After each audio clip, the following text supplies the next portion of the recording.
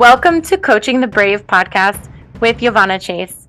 I am Yvonne Chase, and I am here to provide you positivity and possibility, because hope and community is something that we all strive for and we all really need. So enjoy and sit back. I am so thankful that you are here another week, because what we're going to be discussing here is just so many fun people who are not only part of the military community, but who are also part of the civilian community and who have things to offer for the military. And it's not only about interviews and chatting together, but it's also about experiences of coaching and meditations and just fun little quirky things that come to mind that I just want to share with you. And I hope that they bring you a light at the end of the day to take with you to the rest of the week. And I hope you really enjoy. Without further ado, let's get into it.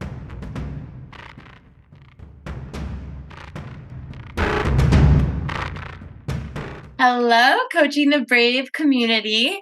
As you know, my mission for this podcast is to help military spouses feel a sense of empowerment and hope, so you can feel like you are not stuck in this situation of just being a military spouse. You are more than that. You have dreams, you have desires, you have so much more that you would like to do for yourself, and you don't have to hold that back. In a positive, in a healthy, in a communicative, loving, supportive way, you can get what you want. It takes a while, but you can get from where you are to where you want to be. And it doesn't have to be in this resentful, pushy, angry way. It can be in a positive, loving, and supportive way, like I mentioned before. So that is why I interview all of these military spouses, people who support the military, and other spouses of similar backgrounds where we have to kind of put ourselves behind to follow our spouse. So in this situation, I am interviewing a military spouse who kind of has her own philosophy on how she gets what she wants. And I absolutely love it, and I admire it, and I love this conversation. And I think you will too. This is why I'm airing it this week. So without further ado, this spouse has been a military spouse for about 25 years. She's a mom of 2 young adults and a typical military spouse professional, jack of all trades, like most of us. Her experience spans working with various state agencies and nonprofit organizations that provides resources or expertise from her previous roles as a teacher, mental health counselor, youth director, foster parent, and constituent caseworker. She also possesses micro-level experience working as an organizer, policy analyst, and policy developer. Her political experience includes working with both congressional and state level legislators, organizers, and campaigns. She revealed in researching policies that promote the well-being of states and nations in the United States.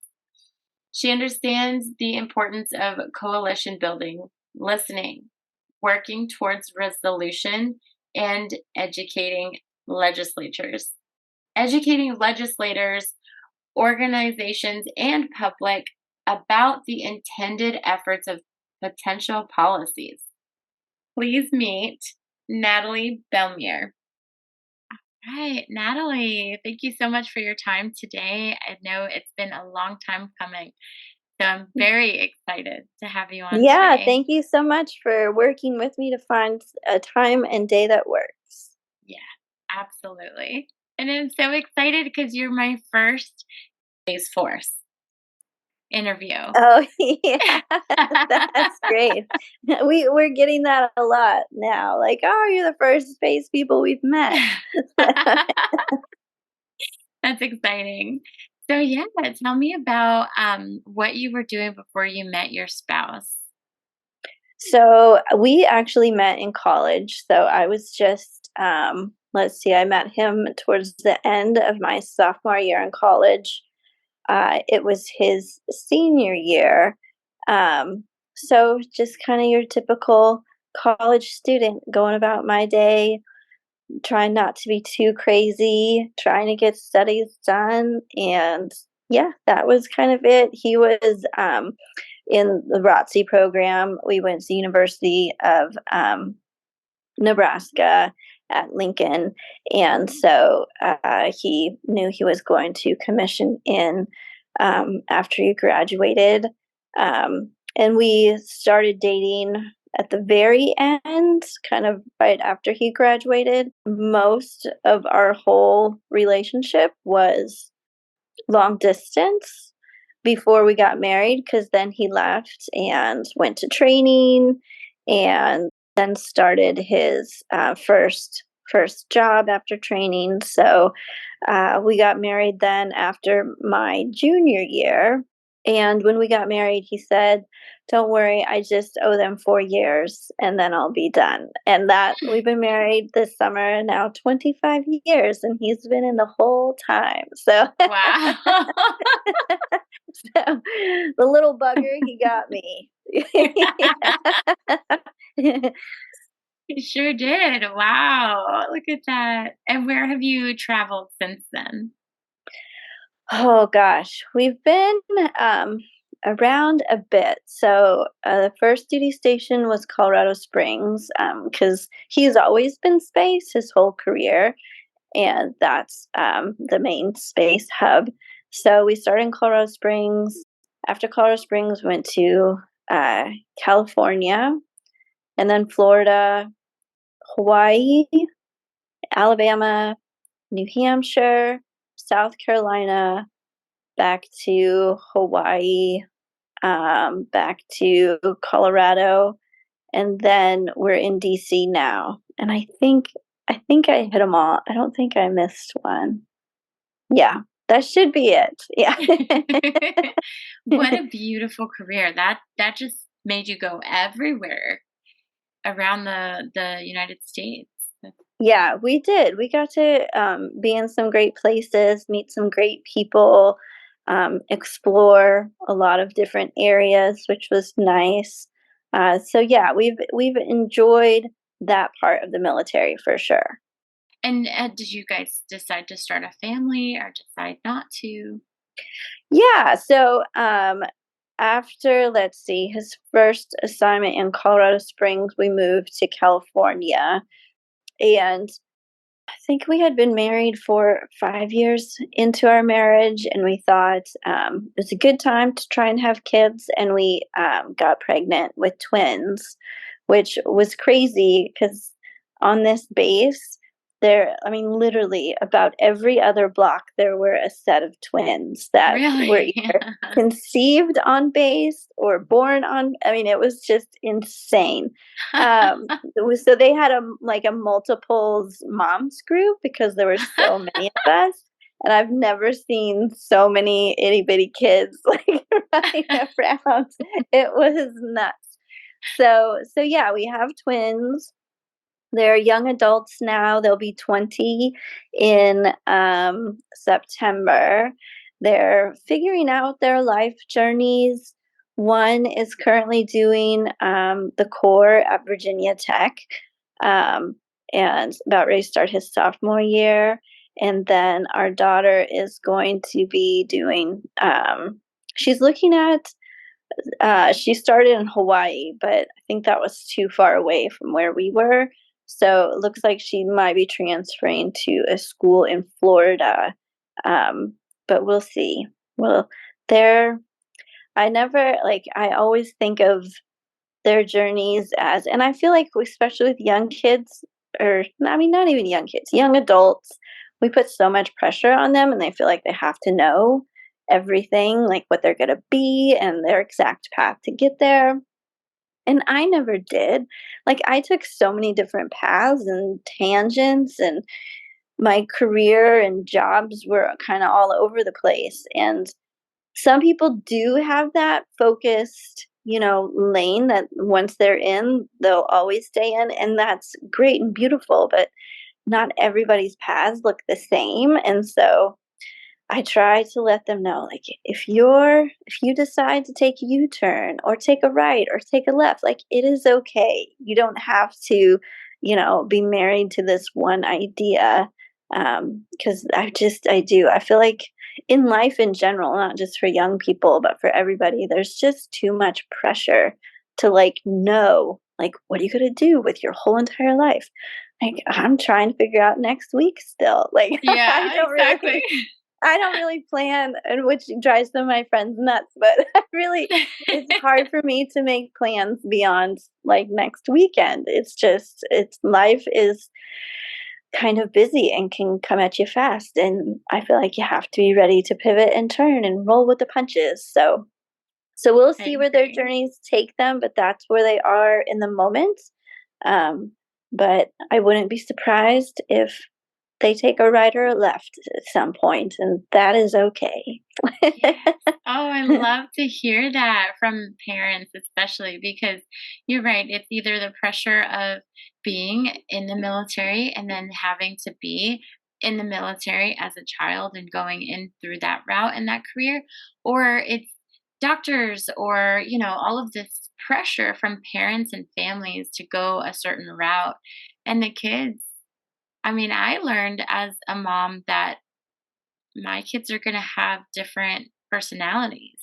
And Mhm. that I didn't know that was gonna happen. I thought they were just gonna be born and just do whatever I wanted them to do. But no, it's not like that at all. Yeah, no, and we're all just trying to also figure out the transition from parenting kids to being parents of young adults that are more in charge of their lives and their decisions and all their paths, and we're more just a support role. And it's very different for them too. Like, and we've had those conversations of we're all trying to figure out like what are the healthy boundaries here. What Yeah, does that look like on both sides? So yeah, it's very different. I didn't really think through, honestly, this phase of what it looks like to be a parent to young adults. And we're feeling it out together, kind of stumbling along the way in some parts, but that's okay too. absolutely. I think that, I mean, personally, that works for us. Figuring it out day by day versus reading a book and having the opinions coming in or even listening to what our parents did with us. And I think there's just so much there that the one person, the one child is the one child, and then the parents are the one parents, and just taking it day by day. I think that's just the best way. Yeah, and even with twins, they're both so different, and you can't necessarily approach the same situation in the same way with one kid as you do with the other because they're, everybody is just individual as we all should be. And so really just looking at what each kid needs in that moment and communicating, trying to communicate that clearly to them and then to their sibling too, because it's, the whole fairness thing often comes up, especially with twins. And it's like, listen, we get it, but this is what's fair in the moment for this child in this situation because of, whatever the circumstances are. So yeah, that's kind of how we try to go about it. Absolutely. That's beautiful. And you mentioned in that time when you had your twins that there was multiple families with twins as well. Do twins run in your family? No, it was a complete surprise. Like Wow. it was, and it was like we hadn't been trying for long at all, and it was just like happened really quickly. And I was super duper sick right at the very beginning, so we thought something was wrong because I was so sick, and so we went in, and so I had kind of more of an in-depth appointment with the doctor than you typically do when you're first pregnant, just because I was so sick. And he did ultrasound. He's like, "Oh, well, there's two in there," and I was just shocked. I just kept repeating because my brain just started thinking like, "What is two of everything?" I was like, "Well, two cribs." And two car seats and two, high chairs. And like, I just kept saying two babies, two babies. My husband's like, yes, like he was so excited. He was just jumping around the room cheering. And I was just like logistically going through my head, like, can we even fit two car seats in the car? Like, I don't know. Right. Yes. So it was crazy, which FYI, we could not fit two car seats in one of our cars. We Oh, had to fit no. them in the other one because they were too big. And was the other one yours or his? Well, we had two old beater cars, so I don't remember. I think his car was the bigger boat old car, which then, mainly became my car because that was the one that fit the car seats. So, yeah, it was crazy. It was fun, though. I loved having twins, even when they were itty bitty, because they always had their best buddy with them. And I think Absolutely. it made moving, at least in the beginning, a lot easier because they got along really pretty well and played together really well. And it wasn't as scary walking into a new school with Mm. your brother or your sister right there with you. So I think that helped, even though we did typically split them up into different classes, just because otherwise they're always staring and seeing what the other one's doing and reporting back, which, isn't the best. Yep. So, but it did help, I think, when they were a lot younger, moving and having their best buddy with them was good. Oh, absolutely. That I can see with my two is that I'm an only child. So whenever we moved, I had to get out of my comfort zone and go out to Mhm. make friends and really like that was my job at that time. I was a social butterfly, very extroverted. That's what I needed to do to survive for me. That's how I felt. Yeah. I needed that community. But for them, my two are 19 months apart. So yeah, they've had their buddy for a while too together. And we did our first PCS just last summer. And it's just been very, very easy, the transition, because Mhm. they'll make friends here, but then they'll also want to stay at home with each other because it's comfortable there and it's nice. Yeah. Yeah. Yeah, and I do think when kids are littler, it's a little easier for them to connect and make friends because little kids just run outside and hop on their bikes and start running, up and down the sidewalk and things, and that just attracts other kids so Oh, quickly yeah. and easily. It's when they're older, I found that it got a lot harder because teenagers don't really go out and ride their bikes up and down the Yeah. street. And so that became a lot more difficult as they, transitioning to new places once they got older. Wow. The phases that we go through with them is just so immense in some cases. And it's beautiful to hear another story just like that, a Yeah. different phase. Yeah. What would you say is a major struggle or was a major struggle you being a family of Space Force X and knowing that it wasn't exactly a branch until just what 2 years ago now? I think it's 3. They contract, I believe, with the Space Force, but they do work with SpaceX, but it's just yeah. Thank you for the clarity because it's so confusing. There's so many spaces Yeah, out there.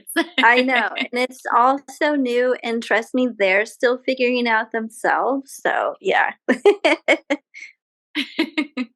I think, for me personally, it was trying to figure out what I wanted to do career-wise. I did quite a few different things, which fits me and my personality because I can get bored a little quickly, and so I needed to kind of change and shift things a lot, which fits the military lifestyle Yes. quite a bit.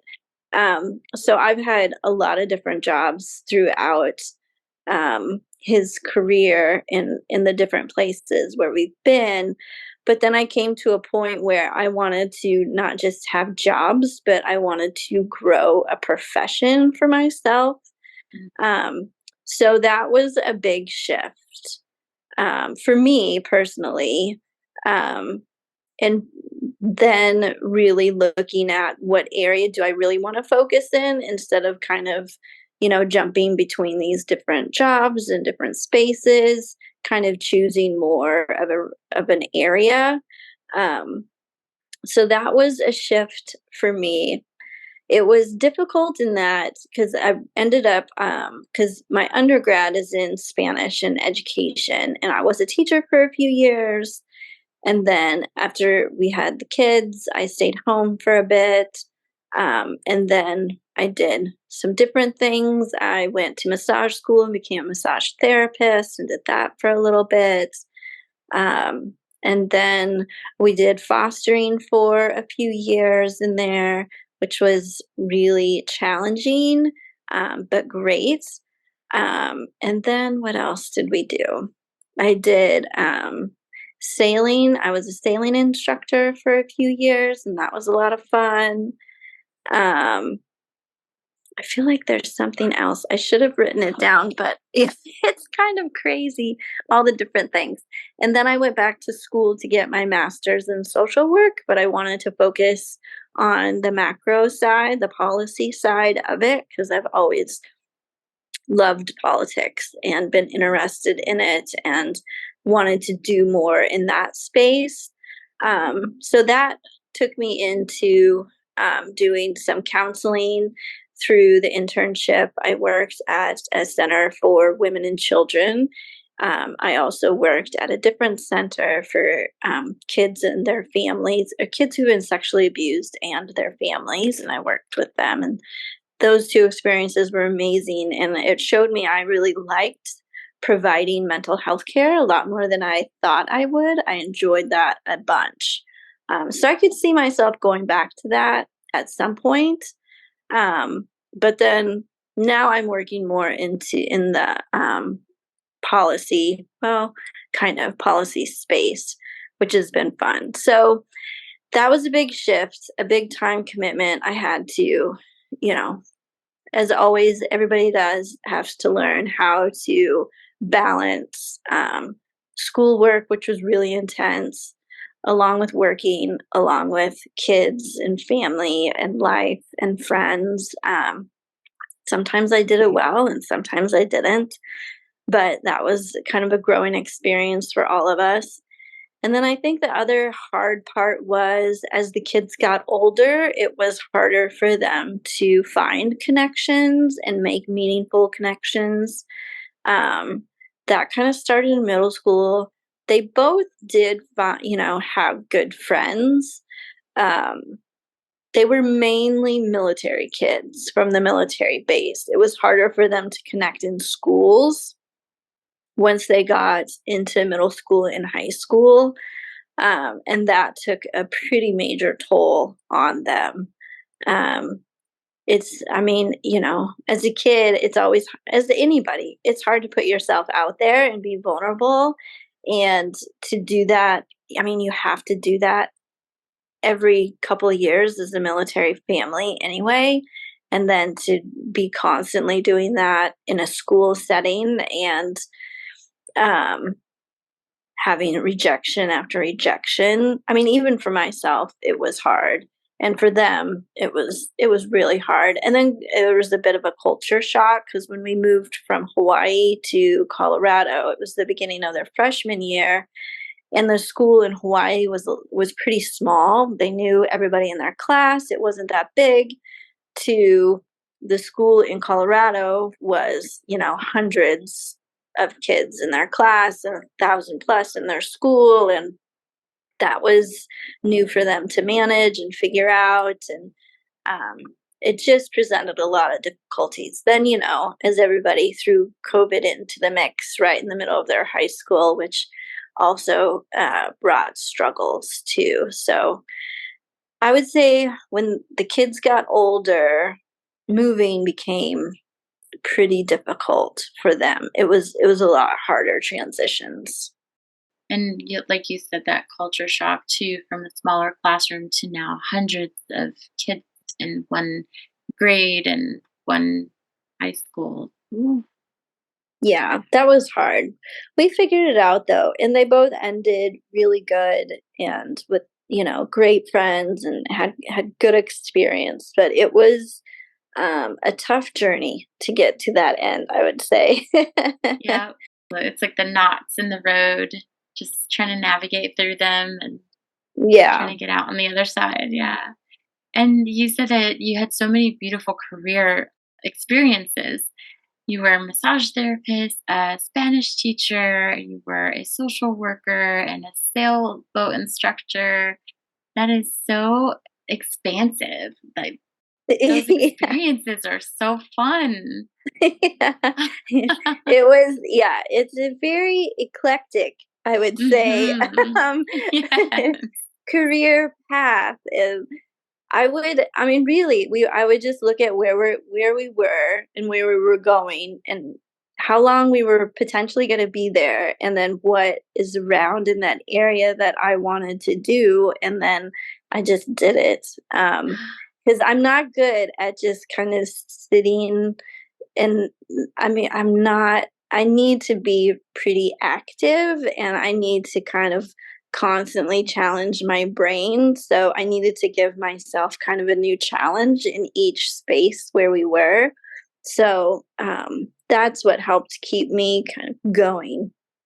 I love that you said that, and I hope that the audience is hearing that too, because understanding where you're going, the region, the culture, all of what encompasses that, for how long you might be potentially going for, and then figuring out what you would like to do within that time and within that culture, and then it just immersing yourself in that and making money on the side too as well, because that's something Yeah, that helps with the family yeah, and all of that what comes with, economy and all of that. But your passion, keeping your passion in line with all of those extras.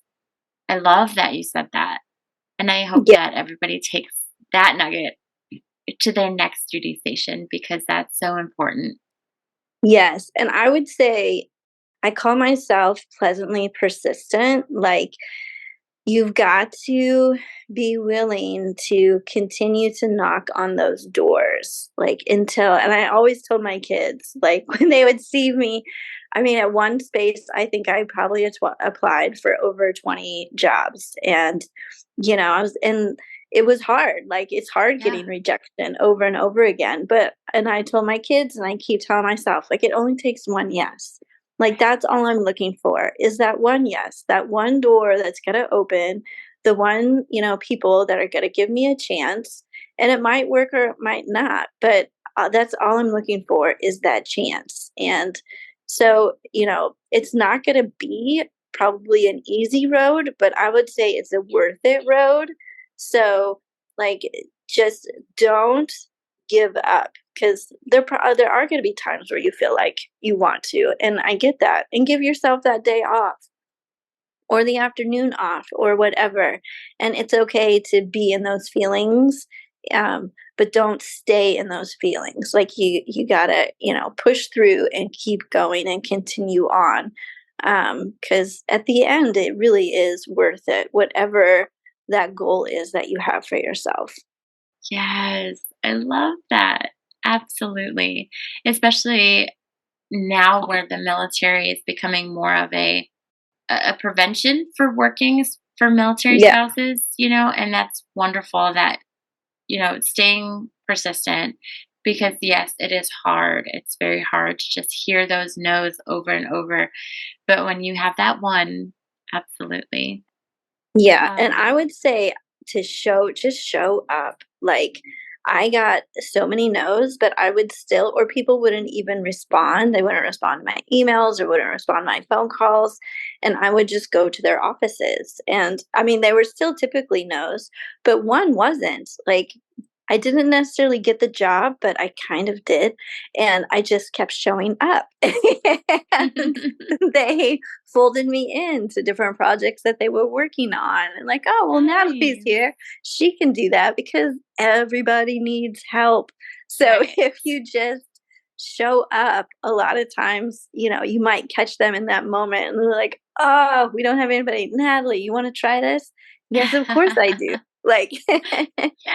so so don't be afraid to just, like, take out the middleman of the email or the phone call and just show up.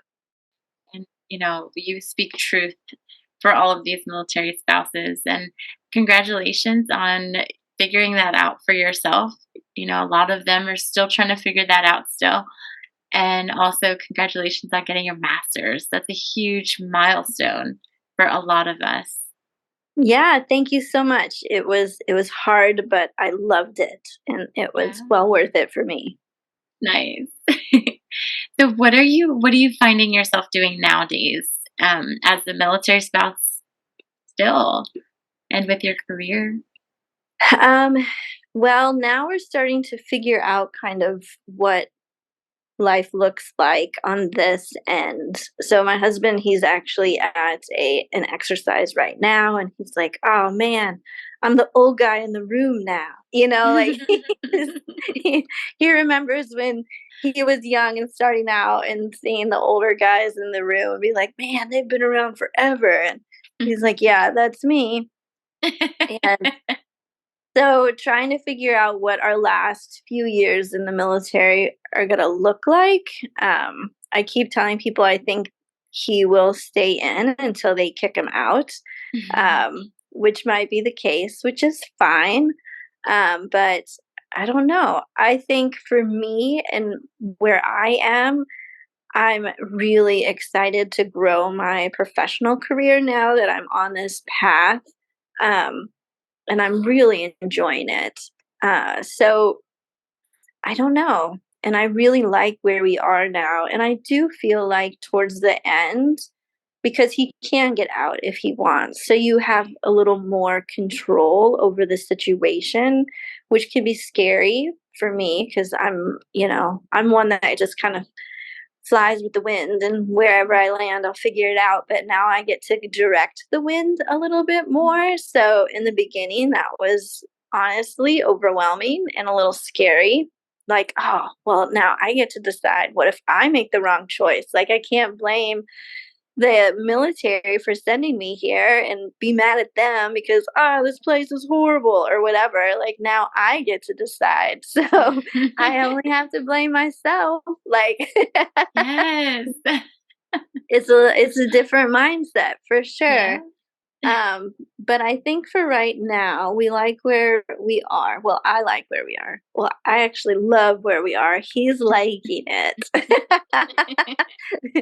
So, but we've kind of decided at this point, it's important to focus now more on my career and building that and making choices that are going to benefit that. Because at this point, he can kind of get a job anywhere. It's not as hard for him to find work. Whereas with what I do, it's a little more difficult. I mean, not a ton, but it is more. And because I started my career path, my professional path a little later, um, I'm a little more selective in what I do because in my last interviews for the job I currently have, like I was just very upfront. Like I'm I know I'm newer to the profession, but I'm not new to professional life. Like I'm not new in work, and I'm extremely professional, and I know how to work and work hard. So, I was very clear in I agreed to start in one position, but I'm not going to stay in that position. I plan to grow and evolve and keep moving forward, um, which my husband was like, "Man, I can't believe you said that to them in the interview." But I'm like, I'm not a spring chicken. Like, Right. I'm I know what I want now, and I Yes. would like everybody to be on the same page. So, Absolutely. yeah. Yes. Those healthy boundaries again. Yeah. Yeah. So I think now we're looking more to what's going to help support kind of my professional goals, and because the whole family really worked to help support his for so many years, and because of that, he's in a position that he's able to fairly easily get a job either in or outside the military, which is nice. But those decisions, I think, are going to be more kind of factored on what is going to help with my professional career, which is exciting and kind of, honestly, it's such a strange shift. It's been taking a while for all of us to grow into. Yes, exactly. Especially since he's still not, like, so sure about getting out yet. He's like, "I could go forever until they kick me out." It's almost like Yeah, still up in the air for you, right? yeah. Well, and we'll see. But I mean, really, with the Pentagon, they always need help. So I think he could probably find work there for quite a few years. But I don't know if he'll want to stay there for that long. I think he probably would, though, to be honest. Yeah. Like, I think he probably would.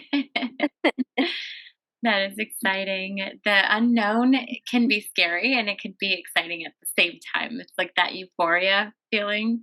Yes, it is. One of our big family sayings is, "We'll figure it out when we get there." Like, Yes.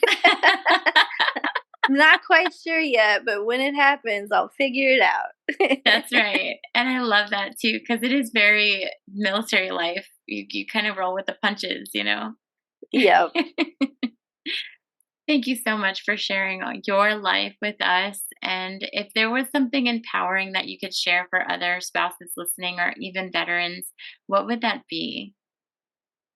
I would say no matter where you are in the space you're in, figure out what would be fulfilling for you and just go for it. Like, communicate that with your family, with your friends, be vulnerable to share what you want out of that situation or in that space or location, and allow them to support and encourage you, and to just go for it. And understand it may not always look pretty, and it might be a little bumpy, but the whole thing is a learning process, and you're going to learn a lot from it. And in the end, you'll take all that knowledge to wherever you move to next, and maybe you'll try something similar or something completely different. But that's how I see everything, is just a learning opportunity. So even if it turns out not great, you still can learn a lot from it. So open yourself up, share with people who will love and encourage and support you, and just keep putting one foot in front of the other. Thank you so much. Oh, you're so amazing, Natalie. And I'm sure that all of the experiences that you've gone through will shine, at the end when you're ready to take that leap. All of it will come to fruition. It'll come full circle. Thank you so much. You're welcome. Thank you. I appreciate you. You bet. I Um, appreciate the time you've taken to chat with me.